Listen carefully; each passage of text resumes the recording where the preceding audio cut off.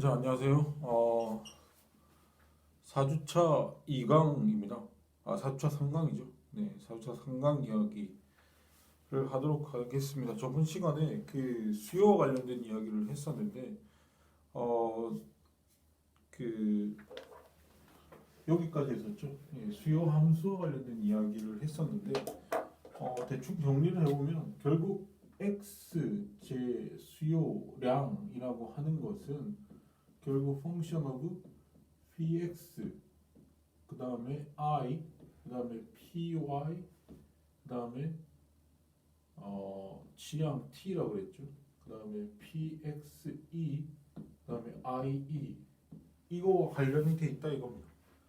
그러니까 가격 xj 가격뿐만 아니라 소득 그리고 연관제 가격 취향 그 다음에 xj 예상 가격, 그 다음에 소득, 예상 소득과 관련되어 있다. 그리고 이 가격 이외의 변수에 대해서는 여건들이라고 할 수 있는데 이 여건들과 관련된 변수들도 결국 xj 수요량에 영향을 미치게 된다라고 하는 것이죠. 이 이외에도 xj 수요량에 영향을 미칠 수 있는 변수들은 굉장히 많을 겁니다. 많음에도 불구하고 저희가 이렇게 쓴 거는 이것들이 이제 주요한 변수들이다라고 보시면 되는 거죠.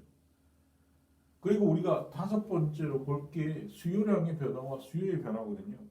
이 수요량의 변화라고 하는 것과 수요의 변화라고 하는 것 자체를 여러분들이 구분을 하셔야 됩니다. 그러니까 이 이 수요량이라고 하는 것과 수요라는 말 자체를 구분하실 필요가 있어요. 수요량이라고 하는 것은 우리가 수요라고 하는 걸 수요표라고 하는 걸로 우리가 이야기를 했었잖아요. 가격하고 수요량 사이의 관계에 대해서 표로 나타낸 것을 수요표라고 하는데 이게 100이었고 100일 때는 10개, 가격이 200일 때는 수요량 8개, 300일 때는 6개, 400원일 때는 4개, 500원일 때는 2개 이런 표를 그렸지 않습니까? 이 표를 그렸는데 이때 수요량과 수요의 차이점은 이게 수요량입니다. 이게 수요량. 그러니까 이 각각의 가격에 대응하는 구체적인 이런 양들 10개, 8개, 6개, 4개, 2개 이것이 바로 수요량이죠. 근데 수요라고 하는 거는 이 수요표 전체입니다. 이 수요표 전체 우리가 수요표라고 하지 않습니까? 수요표로 나타낸다. 그러니까 수요라고 하는 건 사고자 하는 계획인데 이 사고자 하는 계획 전체가 수요인 거죠.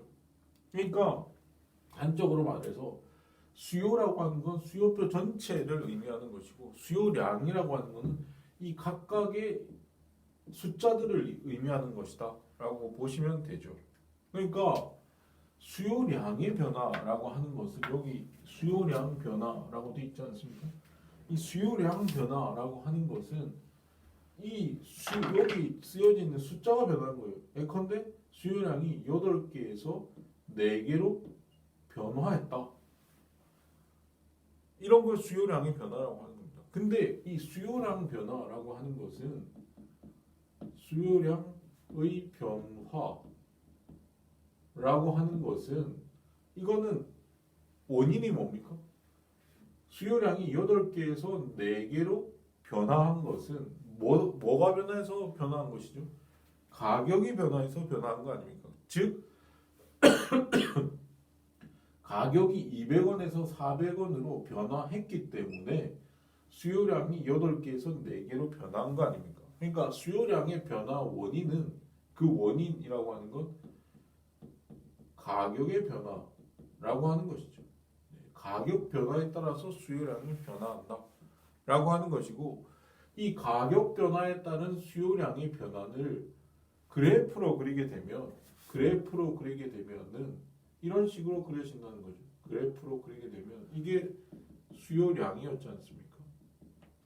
이 횡축이 수요량이고 종축이 가격이었죠.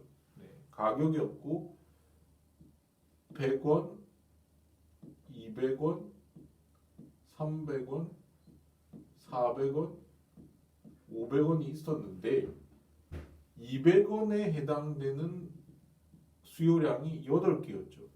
8개에서 요 400원에 해당되는 수요량이 4개였기 때문에 이게 수요 곡선이 이런 식으로 그려질 거 아닙니까? 어떤 식으로든 이렇게 그려질 텐데 요 수요량 변화라고 하는 것은 요 각각의 이 수요 곡선 위에 있는 점의 이동으로 표현이 된다는 거죠. 그러니까 8개에서 4개로 표현된 거예요. 8개 수요량이 8개에서 4개로 변화한 거는 수요 곡선 상의 이동, 점의 이동으로 표현이 된다는 거죠. 즉 수요량 변화라고 하는 걸 기하학적으로 나타내면 수요 곡선 상의 점의 이동으로 나타난다는 거예요. 이렇게 이 점에서 이 점으로 8개에서 4개로 수요량이 변한 것은 요 점에서 요 점으로 점이 이동한 것으로 표현이 된다는 겁니다.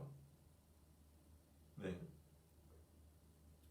그래서 가격 변화와 수요량 변화 사이의 관계는 수요 곡선 상의 이동, 수요 곡선 하나로서 다 표현이 돼요. 수요 곡선 위에서 다 점의 이동으로 다 표현이 됩니다. 근데 수요의 변화라고 하는 것은 수요 변화, 이 수요량의 변화가 아니라 수요의 변화라고 하는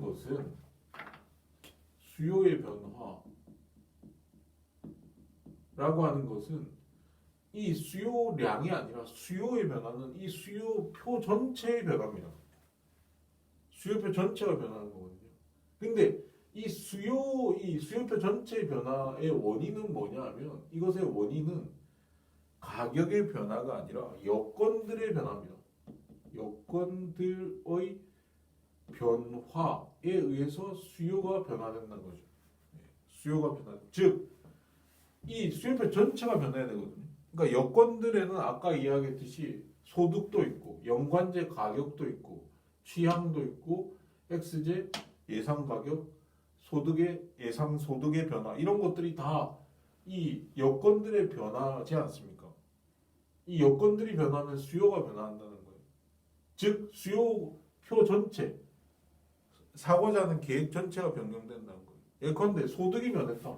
소득이 상승했다. 그러면 이 재화가 만약에 정상제라고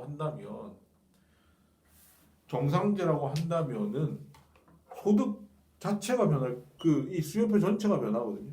예컨대 내가 소득이 상승을 해서 예전에는 100원 이게 사탕인데 사탕 100원 할 때 예전에는 100원에 대해서 10개를 샀는데 이제는 12개를 살 것이다.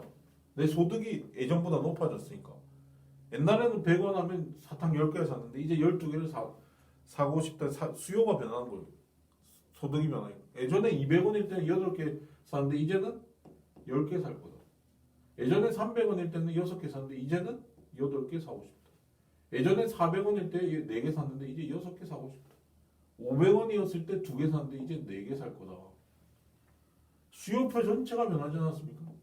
이 전체가 이 수요 이 각각의 가격에 대응된 수요량 전체가 이렇게 변한 거죠.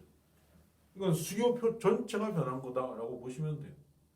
그러니까 소득 변화에 따라서 어떤 식으로 변화하냐면 이걸 그래프로 나타내면 이런 식으로 나타낼 수 있을 거예요. 이게 수요량이고 제로 가격인데 예전에는 100원 할 때, 100원 할 때, 200원 할 때, 300원 할 때, 400원 할 때, 500원 할 때 가격에 따라서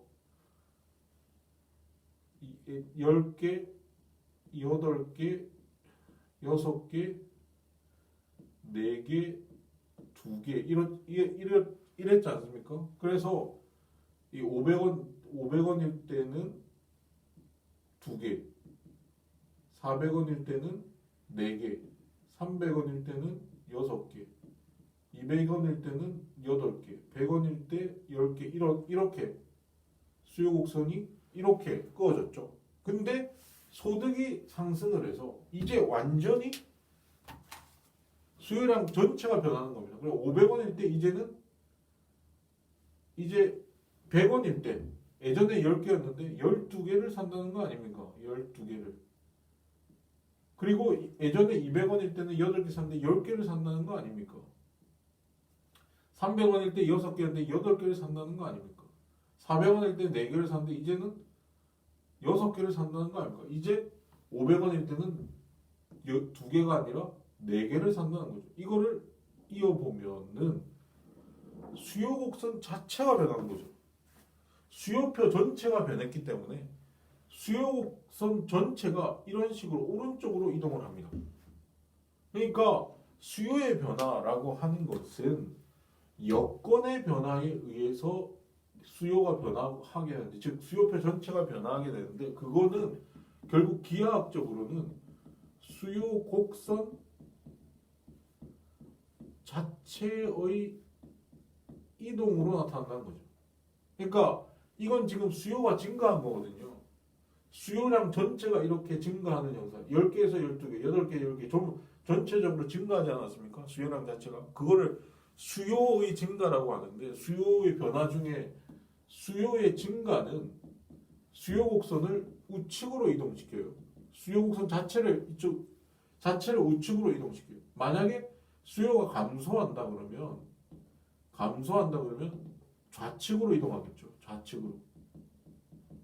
수요 곡선이 이동하는데, 수요 곡선 자체가 이동하는데, 수요가 증가하면 우측으로 이동하고요. 수요가 감소하면 좌측으로 이동합니다.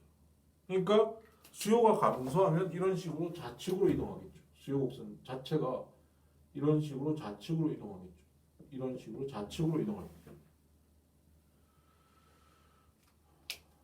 그래서 우리가 수요 곡선을 나타낼 때도 여건의 변화도 이 그래프상으로 나타낼 수 있다 이거예요. 우리가 해당 재화의 가격 변화는 수요 곡선의 점의 이동으로 표현이 된다 그랬죠. 근데 여건들의 변화도 이런 식으로 곡선 자체가 이동을 하는 걸로 표현을 해줄 수 있다 이겁니다.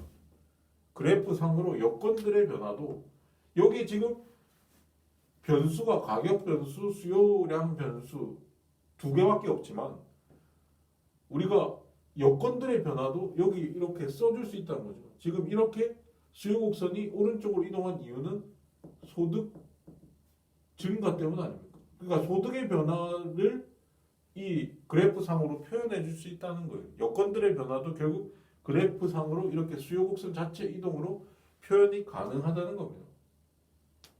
그러므로 인해서 모든 변수, 그러니까 수요량에 영향을 미칠 수 있는 모든 변수들을 이 그래프상으로 다 표현해낼 수 있다는 거죠. 그러니까 이런 식으로 오른쪽으로 이동하려면 예컨대 소득 증가뿐만 아니라 여기 연관제 가격 중에 대체제 가격이 상승하면 당연히 오른쪽으로 이동하겠죠. 수요 곡선이.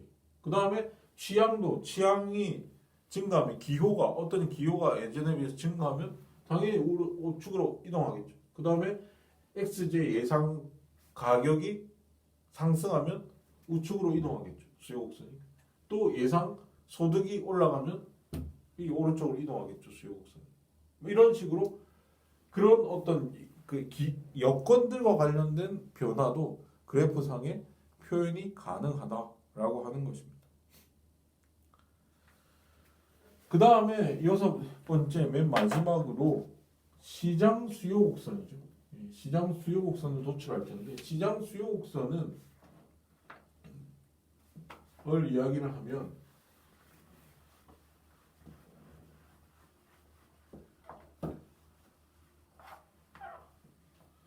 시장 수요 곡선은 한마디로 이야기하면 개별 곡선들의 수평합이다라고 이야기할 수 있어요. 지금까지 우리가 그린 건 다 개별 수요 곡선들이었어요. 그러니까 A라는 사람의 수요 곡선, B라는 사람의 수요 곡선, C라는 사람의 수요 곡선을 수요표를 통해서 나타낼 수 있다 이거죠. 그러면 시장 수요 곡선이라고 하는 건 그 모든 사람들, 예컨대 사탕시장이다라고 하면 사탕시장에서 A의 수요, 사탕시장에서 사탕에 대한 B의 수요, 사탕에 대한 C의 수요. 이걸 표현할 수 있겠죠. 수요표를 통해 가지고. 그래서 우리가 표현할 수 있다 이거예요. 표현했는데 그거를 그 개별 수요 곡선을 그릴 수 있겠죠. 수요표를 그릴 수 있다면 그릴 수 있을 거고 그거를 수평합을 하면 그게 시장 수요 곡선이 된다 이거예요. 그래서 이런 식으로 그려보면 예컨대 시장에 이게 지금 사탕 시장이에요. 사탕이 X제입니다. X제 시장이다. 하면 A의 수요 곡선을 그릴 수 있겠죠. A의 수요 곡선, 수요표를 그려서 그릴 수 있을 겁니다. A의 수요 곡선, 이걸 DA라고 해보죠. 그 다음에 B의 수요 곡선도 다를 거 아닙니까? B의 수요 곡선 이런 식으로 그릴 수 있겠죠. B의 수요 곡선 다를 겁니다. A와 다를 겁니다. 그 다음에 C의 수요 곡선도 다르겠죠. 다르게 그리면 됩니다. 이게 수요량이고 제로고 이게 가격이죠.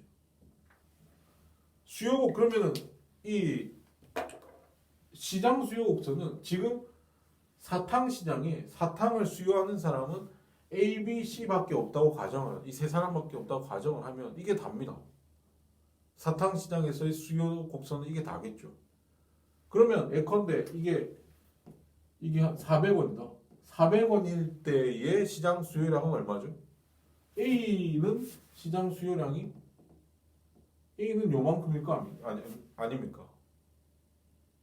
A의 수요량 400원일 때 A의 수요량은 1만큼의 길이겠죠. B는 얼마나 수요하죠? 400원일 때 B는 요만큼 수요할 거 아닙니까? 이만큼 수요하죠. C는 얼마만큼 수요하죠? C는 3만큼 수요할 거 아닙니까? 그러니까 1 더하기 2 더하기 3을 하면 400원일 때의 A, B, C의 수요량을 다 합한 시장 수요가 나오는 거예요. 400원일 1, 2, 3을 다 합하면 400원일 때의 시장 수요량이 나올 겁니다. 그러니까 이걸 다 합한 길이가 이만큼이다. 이 길이가 1 더하기 2 더하기 3만큼의 길이다. 그러면 400원일 때 시장 수요량이 여기 찍히게 되겠죠. 그런 방식으로 300원일 때도 당연히 시장 수요량이 나오겠죠. 1 더하기 2 더하기 3하면 나오겠죠. 그러면 그거는 더 길겠죠. 이 300원일 때의 수요량을 찍으면 여기가 될 겁니다. 그런 식으로 이렇게 찍어서 그 두 곡선을 연결하면 이게 시장 수요량 DM이 됩니다. 이게 시장 수요 곡선이 됩니다. 우리가 300원, 400원뿐만 아니라 100원일 때도 이런 점을 찍을 수 있고 200원일 때도 찍을 수 있고 500원일 때도 찍을 수 있으니까 그 점들을 다 연결을 해보면 그게 시장 수요 곡선이 된다 이거죠. 이거는 지금 수평합을 한 거죠. 네. 개별 공급 곡선은 수평으로 하니까 시장 수요 곡선이 나온 거다라고 하는 거예요. 이 M이라고 하는 건 시장 마켓을 뜻합니다. 마켓. 네. 마켓을 M자만 따서 DM이라고 하면 시장 수요 곡선을 의미합니다. 그래서 시장 수요 곡선은 개별 수요 곡선들의 수평합으로 나타내지더라. 그러니까 우리가 사실 사탕 시장을 나타내기 위해서는 사탕 시장에서의 시장 수요 곡선하고 사탕 시장에서의 시장 공급 곡선을 알아야 되거든요. 최종적으로 우리는 시장 수요 곡선을 알아야 됩니다. 개별 수요 곡선이 중요한 게 아니라 시장 수요 곡선이 중요한 거거든요. 그래서 결국 개별 수요 곡선으로부터 시장 수요 곡선을 도출하는 방식을 우리가 알아낸 겁니다. 그래서 시장 공급 곡선이 이런 식으로 그려진다라고 보시면 되죠. 이게 수요와 관련된 이야기입니다. 공급과 관련된 이야기도 똑같습니다. 지금 구조가 똑같아요. 이 지금 수요와 관련된 목차들이 이렇게 쭉 쓰여져 있죠. 공급과 관련된 목차를 이렇게 써놨습니다. 근데 구조가 같죠. 수요 일어날 때 1번 수요 이야기했는데 공급 일어날 때 1번 공급이죠. 공급이 뭐냐? 2번 수요의 법칙이었는데 공급의 법칙. 3번 한계 효용 체감의 법칙이었는데 이건 이번에는 한계 비용 체증의 법칙. 약간의 말이 달라졌는데 어쨌든 구조는 똑같습니다. 수요 함수 받고 이제 공급 함수를 보는 겁니다. 그 다음에 수요량 변화와 수요의 변화였는데 공급량 변화, 공급의 변화죠. 그리고 시장 수요 곡선을 도출하는데 이번에도 시장 공급 곡선을 도출하는 걸로 끝나게 됩니다. 그렇기 때문에 수요 이야기할 때랑 똑같은 구조로 이야기하면 된다라고 보면 되기 때문에 똑같은 방식으로 이해하시면 돼요. 그래서 우리가 이야기를 하면 대단히 쉽습니다. 이야기를 하면 공급이란 건 뭐냐? 수요라고 하는 건 뭐였죠? 사고자 하는 계획이었고 그 사고자 하는 계획을 나타낸 계획표가 수요표다라고 이야기를 했었습니다. 그러니까 공급이라고 하는 것도 공급이 뭐냐? 공급은 판매하고자 하는 계획입니다. 사고자 하는 계획이 아니라 판매하고자 하는 계획이고 그 계획을 표로 나타낸 걸 우리가 공급표라고 합니다. 공급표. 그래서 공급이라고 하는 것을 표로 나타내면 그게 공급이 되는 거죠. 그 공급표라고 하는 것은 우리가 가격과 공급량 사이의 관계를 나타낸 표다라고 보시면 되죠. 아까 수요표가 가격과 수요량 사이의 관계를 나타낸 것과 같이 공급표도 가격과 공급량 사이의 관계를 나타낸 표다. 이게 판매하고자 하는 계획을 나타낸 거고 이 공급표 자체가 공급을 표현한 거다. 이것도 개별 공급이죠. 즉 공급자 값의 공급 계획입니다. 판매하고자 하는 계획이 공급표입니다. 개별 공급이죠. 그리고 사탕, 값이 사탕을 생산하는 사람인데 이 사탕을 어떻게 공급할 것이냐와 관련된 계획을 여기 쓰는 거죠. 그러니까 가격이 이 공급자는 가격이 100원일 때 예컨대 공급을 약을 2개로 하고 싶다. 200원일 때 가격이 단가가 올라갔어요. 올라가면 더 많이 팔고 싶죠. 그러니까 공급량은 더 늘어날 겁니다. 4개. 단가가 더 세져요. 300원이면 6개로 늘어나죠. 또 400원이면 8개로 늘어나죠. 500원이면 10개로 늘어나죠. 단가가 세질수록 판매하고자 하는 욕망은 더 일어나니까 이런 식으로 가격이 증가할수록 공급량은 더 많아진다. 라고 이 값에 사탕을 공급하고자 하는 의지가 더 많아지죠. 그런 식으로 생각을 하시면 됩니다. 그러니까 이게 이 공급표를 그릴 때 하나의 법칙이 적용됐는데 우리가 수요표를 그릴 때도 수요의 법칙이 적용되듯이 공급표를 그릴 때도 공급의 법칙이 따라 그린 겁니다. 공급의 법칙은 다른 모든 조건이 일정할 때 가격이 상승하면 공급량은 증가하고 가격이 하락하면 공급량도 감소한다. 요 정해관계, 역의관계가 아니고 이 정해관계가 공급의 법칙이다. 가격과 공급량 사이는 정해관계가 성립한다. 라고 하는 것이 공급의 법칙이죠. 그 공급의 법칙에 따라서 이 공급표를 그린 겁니다. 그리고 이 공급표에 따라서 우리는 공급 곡선을 그릴 수 있거든요. 개별 공급 곡선을. 그래서 공급 곡선을 어떻게 그리냐면 이 가격과 공급량 사이 관계이기 때문에 이 두 변수가 가격이랑 공급량 사이의 관계. 제로. 그러니까 횡축이 가격이고요. 횡축이 공급량이고 종축이 가격입니다. 이 변하면 안 돼요. 이걸 두 걸 바꿔서 쓰면 틀립니다. 경제학에서는 이게 엄밀하거든요. 이게 약속이 돼 있어요. 종축은 무조건 가격입니다. 횡축이 수요량과 공급량이죠. 그래서 이 표에 따라서 그대로 그리면 100원일 때, 200원일 때, 300원일 때, 400원일 때, 500원일 때 각각의 공급량이 얼마냐? 2개, 4개, 6개, 8개, 10개더라. 그 각각 대응하죠. 100원일 때 200원, 이 2개, 200원일 때 4개, 300원일 때 6개, 400원일 때 8개, 500원일 때 10개더라. 그리고 이걸 쭉 이으면, 이 점들을 쭉 이으면 이게 공급곡선이라는 거죠. 공급표에 따라서 그걸 그래프로 나타내면 그게 공급곡선이 된다라고 하는 거고, 이거는 값의 공급곡선이죠. 그러니까 이게 개별 공급곡선이다. 그러니까 사탄 공급곡선이죠. 값의 사탄 공급곡선은 이 공급표를 참조해서 그리면 된다라고 하는 것이죠. 근데 이것도 아까 이야기했듯이 그리는 방법이 두 가지가 있습니다. 그래서 공급곡선을 그리는 방식, 방금과 같이 공급곡선을 그리는 방식은 레온 왈라스라고 하는 사람이 그린 방식이고요. 왈라스라고 하는 사람이 이 프랑스 사람인데, 왈라스라고 하는 사람이 그린 방식이고, 알프레드 마샬은 이런 식으로 그리지 않았다 그랬죠. 그러니까 가격 변화에 대해서 공급량이 어떻게 변화하느냐로 그린 건데, 이거는 이런 그 방향이 이런 거죠. 방향이 이런 식으로 그린 건데, 이런 식으로 그린 거죠.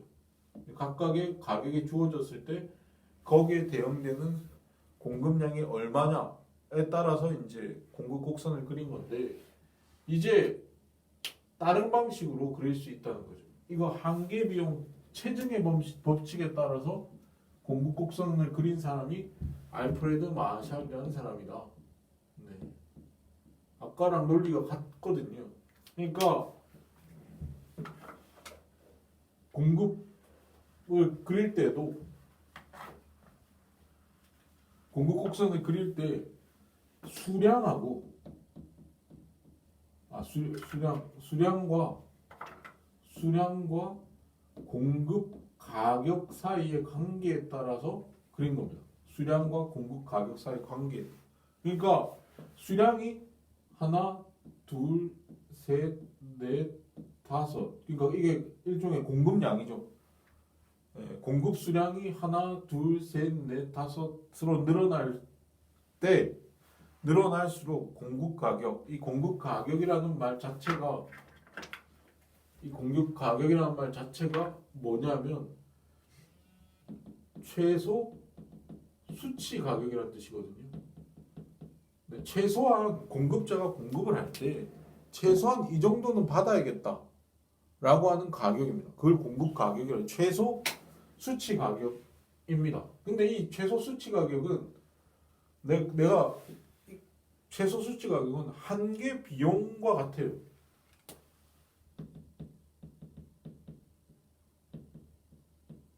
한계 비용과 같습니다. 즉 내가 이거 하나 만드는데 든 비용이 예컨대 100원이다 라고 하면 최소한 100원은 받으려고 하잖아요.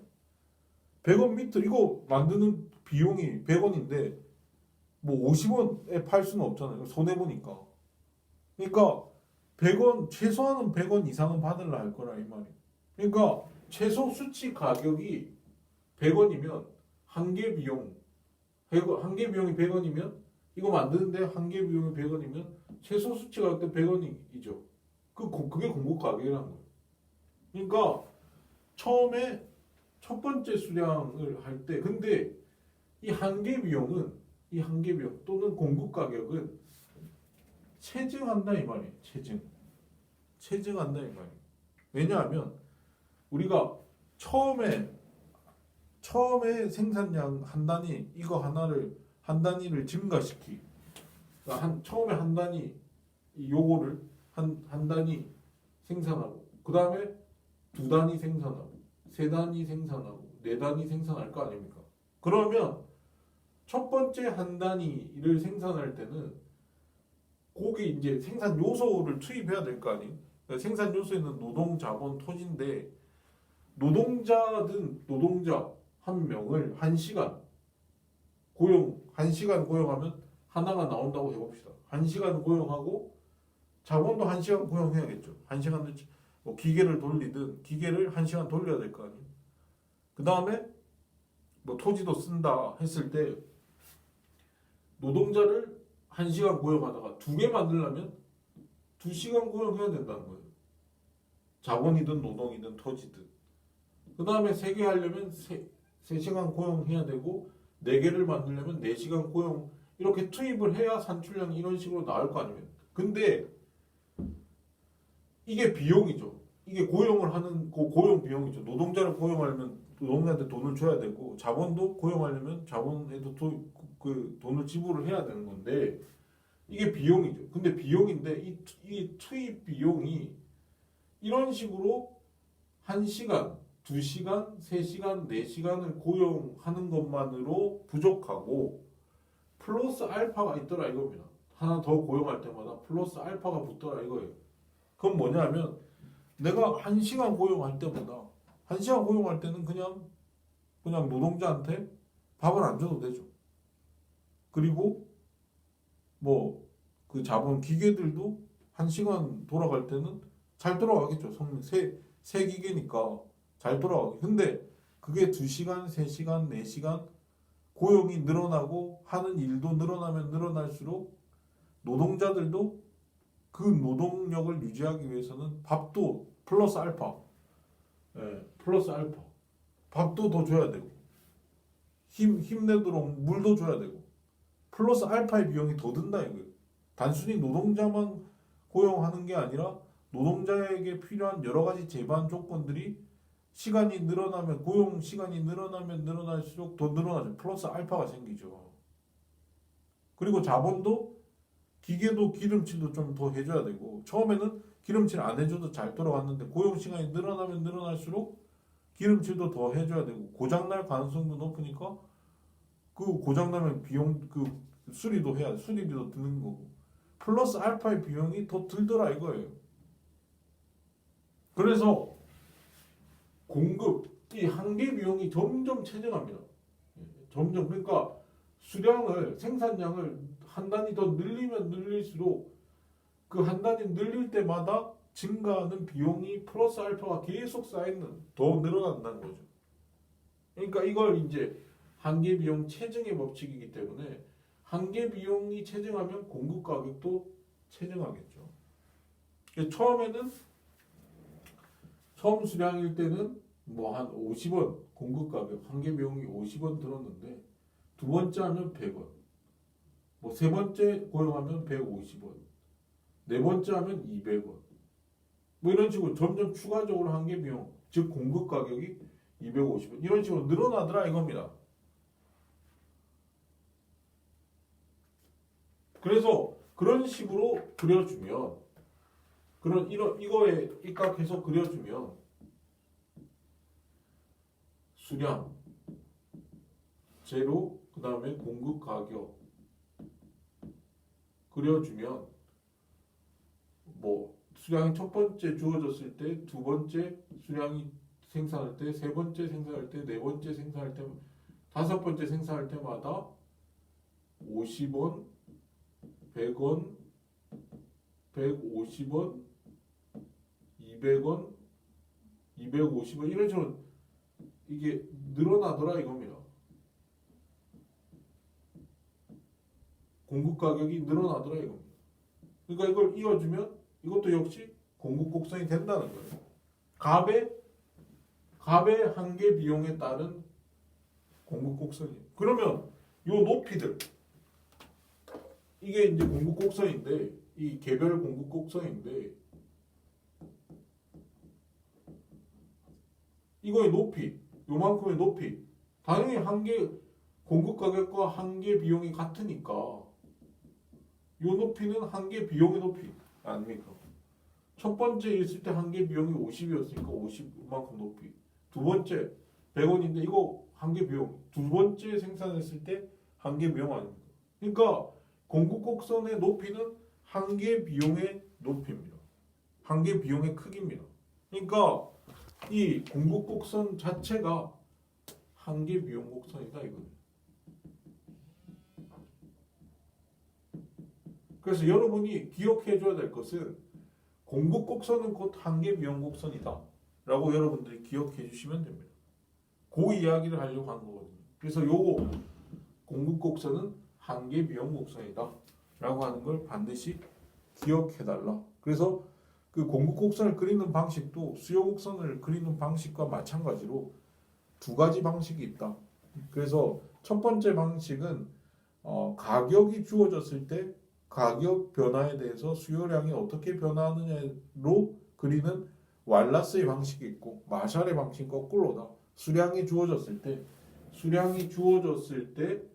공급 가격이 양이 주어졌을 때 가격이 어떻게 변하냐, 이건 거꾸로 그리는 거죠. 거꾸로 그리는 방식이 있다라고 하는 겁니다. 두 가지 방식이 있는데 보통은 왈라스식 방식을 쓰다가 나중에 이 방식이 필요할 때가 있어요. 필요할 때가 있기 때문에 요거를 이제 이야기를 미리 해두는 겁니다.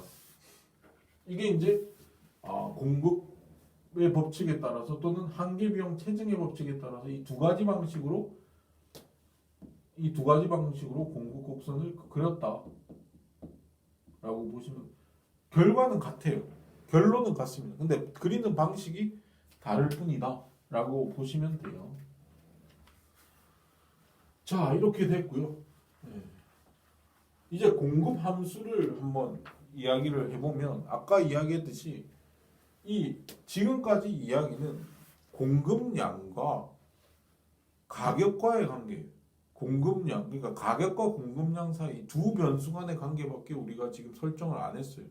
공급 곡선을 그릴 때는 그거 두 개의 변수만 생각하면 되거든요. 근데 공급량, 그러니까 예컨대 QX, 이 사탕, 지금 우리는 사탕이 X제라고 한다면 사탕의 공급, 이거 상점자 S는 이 공급이라는 뜻이에요. supply, 이게 공급 뜻이거든요. 이 공급량이란 뜻인데 X제 공급량을 QXS로 표시를 할 수 있습니다. QXS로 표시를 하는데, 그러니까 이 공급량에 영향을 미치는 여러 변수들을 함수식으로 묶으면 PX 당연히 X제 가격과 공급량 사이에는 일정한 관계가 있죠. 그 관계는 우리가 공급 곡선으로 나타냈지 않습니까? 공급 곡선을. 근데 이 X제 공급량에 영향을 미칠 수 있는 변수가 X제 가격만 있느냐? 그게 아니라 여러 가지 변수들이 이 공급량에 영향을 미치더라 이겁니다. 예컨대 PF, 생산 요소 가격, 이 PF, P가 프라이스고 F가 요소 팩터, 생산 요소를 팩터라고 하기 때문에 요 F를 쓴 거거든요. 그러니까 이 생산 요소 가격도 공급량에 영향을 미치고, 그리고 테크, 이게 기술이라는 뜻이거든요. 기술 수준이 올라가면 또 공급량에 영향을 미치겠죠. 그 이전보다 기술 수준이 높아졌다. 당연히 공급량에 영향을 미치겠죠.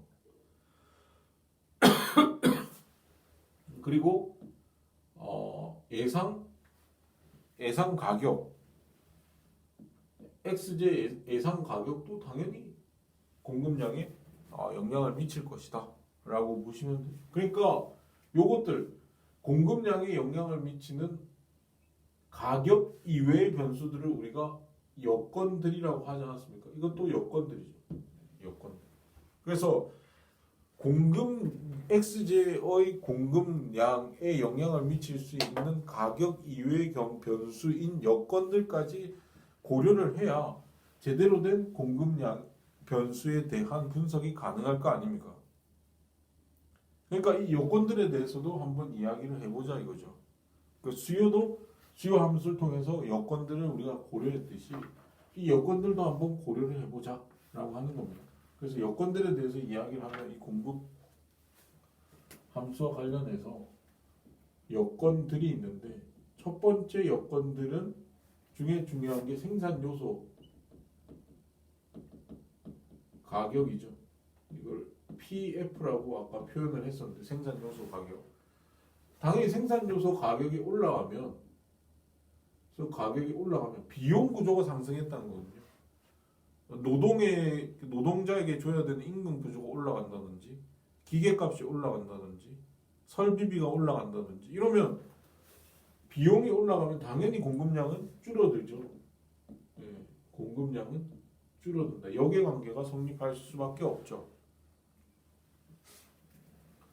그 다음에 생산 요소 가격뿐만 아니라 기술 수준,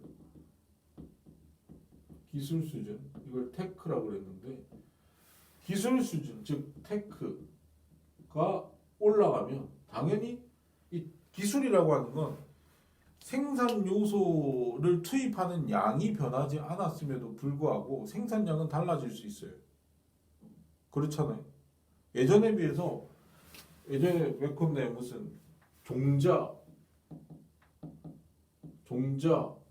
예전에는 종자 한 말을 투입을 하면 쌀 한 마리 나오던 시스템이 10마리 나오던 시스템이 있었어요. 근데 똑같은 종자 한 마리를 투입했는데 쌀 20마리 나온 거예요.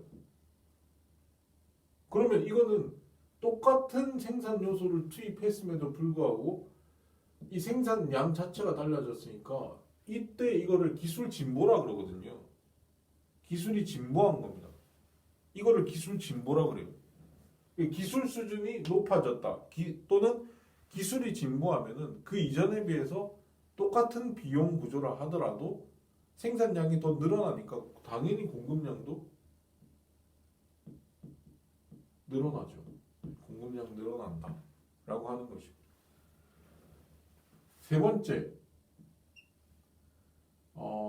번째가 뭐였죠? 그 PXE, 그러니까 예상 가격 PX인데, 그러니까 지금 사탕 가격이 가까운 시일 내에 오른다더라. 그럼 공급자 입장에서는 어떻게 해야 되지? 지금 당장 팔면 안 되죠. 지금 당장 팔지 않고 가격이 오른 다음에, 가까운 시일 내에 오른다고 했으니까 오른 다음에 팔아야 되지 않습니까? 그러니까 일단 생산을 하더라도 시장에 놓지 않고 재고로 쌓아뒀다가 창고에다가 쌓아뒀다가 가격이 오를 때 팔아야 되는 거죠. 그러니까 지금 당장은 팔지 않고 재고로 쌓아둔다 이겁니다. 그러니까 공급량이 줄어드는 거예요. 그러니까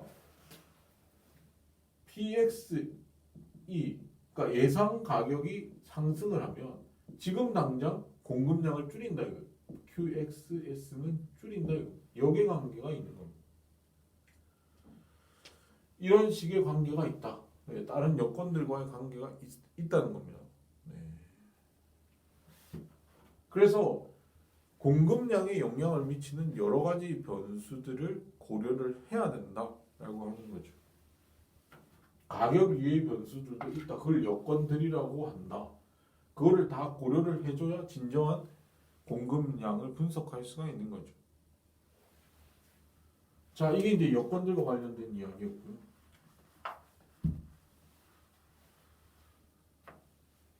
그럼 아까 공급 수요량 변화랑 수요 변화를 구분했듯이 공급량 변화와 공급 변화, 즉 공급량과 공급이 뭐가 다른지를 알 수 있을 겁니다. 공급이라고 하는 것은 아까 공급표에서 그렸듯이 가격과 공급량 사이의 관계에서 이게 100원이면 2개, 200원이면 4개, 300원이면 6개, 400원이면 8개, 500원이면 10개 이렇게 했지 않습니까? 이 각각의 양이 가격에 대응되는 각각의 양 2개, 4개, 6개, 8개, 10개 이게 공급량이에요.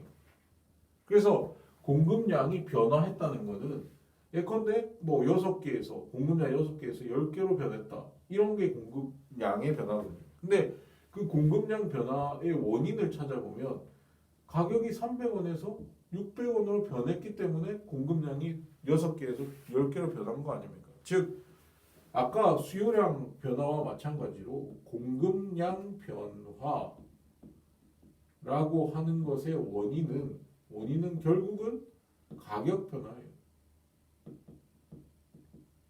가격이 변화한 겁니다. 가격이 변화했기 때문에 공급량이 변하는 거예요. 그걸 기하학적으로 나타내주면 기하학적으로 나타내면 공급량이고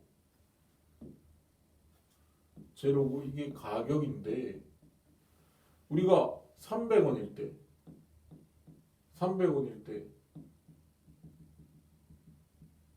6개 그리고 500원일 때 10개였지 않습니까? 그러니까 요 점과 요 점, 그러니까 이 점들이 다 공급 곡선 위에 있었던 점들인데 이 공급량의 변화는 6개에서 10개로 이렇게 점이 이동한 거죠. 즉 공급량 변화는 아까 수요량 변화랑 마찬가지로 공급 곡선 상의 점의 이동으로 나타낼 수 있다는 거죠. 이 점의 이동, 이 두 점의 이동이잖아요. 공급 곡선상의 점의 이동. 그러니까 가격 변화로 인한 공급량 변화는 공급 곡선상의 점의 이동으로 기하학적으로 나타낼 수 있다라고 하는 겁니다. 가격 변화는 그렇게 나타낼 수 있다 이거. 근데 여건들이 변화해서 이 공급의 변화라고 하는 건 아까 수요 변화랑 마찬가지로 공급 변화라고 하는 것은 공급의 변화라고 하는 것은 이 공급표 전체가 변하는 거거든요. 즉 이거는 여건들의 변화에 의해서 공급이 변하는 겁니다. 여건의 변화에 의해서 여건들의 변화에 의해서 공급은 변하게 돼 있죠. 예컨대 이런 거죠. 예컨대 예전에 지금 예컨대 그 기술 수준 테크 기술 수준이 상승했다고 해봅시다. 예전에 가격 100원일 때 공급량이 2개였는데 기술 수준이 올라와가지고 공급량이 늘어난다. 4개로 200원일 때 예전 4개였는데 이젠 6개로 변한다. 300원일 때 예전에 6개 공급했는데 이제 8개로 공급한다. 기술 수준이 진보해서 400원일 때 10개였는데 이제 기술 수준이 높아서 10개 500원에 예전에 10개 공급했는데 이제 12개 이렇게 공급한다는 겁니다. 그러면 공급 곡선 자체가 이런 식으로 오른쪽으로 이동할 거 아닙니까? 예전에 500원일 때 10개 공급했는데 이제 12개 공급한다는 거 아닙니까? 12개. 그리고 예전에 300원일 때 8개였는데 이게 8이죠. 6개였는데 300원일 때 6개 이제 8개가 된다는 거 아닙니까? 이 두 개를 이어보면 이 두 점을 이어보면 이런 식으로 공급 곡선 자체가 오른쪽으로 이동하죠. 그러니까 공급의 변화라고 하는 건 공급 곡선 자체의 이동으로 나타나는 겁니다. 그러니까 공급 변화 중에 공급이 증가하면 공급 곡선이 우측으로 이동하고요. 공급이 감소하면 좌측으로 이동하더라 이겁니다. 좌측으로. 그러니까 지금은 우측으로 이동한 거죠. 공급이 감소하면 좌측으로 이동합니다. 지금 공급의 변화라고 하는 건 이 공급표 자체가 변화하는 거죠. 가격에 대응되는 공급량 자체가 전체가 이렇게 이동한 것이니까 변화한 것이니까 그는 공급 곡선 자체의 변화로 기하학적으로 나타낼 수밖에 없다 이겁니다. 그래서 이 두 개를 구분을 해야 된다. 즉 구분하는 이유는 여건들의 변화까지 그래프상에 표현할 수 있다 이거예요. 가격의 변화는 공급 곡선 상의 이동, 점의 이동으로 표현이 가능하지만 여건들의 변화는 이런 식으로 공급 곡선 자체의 이동으로서 표현될 수 있다는 겁니다. 그래서 여건들이 지금 좌표평면상에서 여건들에 대한 변수가 없잖아요. 공급량과 가격 변수 두 개밖에 없으니까 여건들 변수는 없는데 그거는 곡선 자체 이동으로 표현이 가능하다라고 하는 것입니다.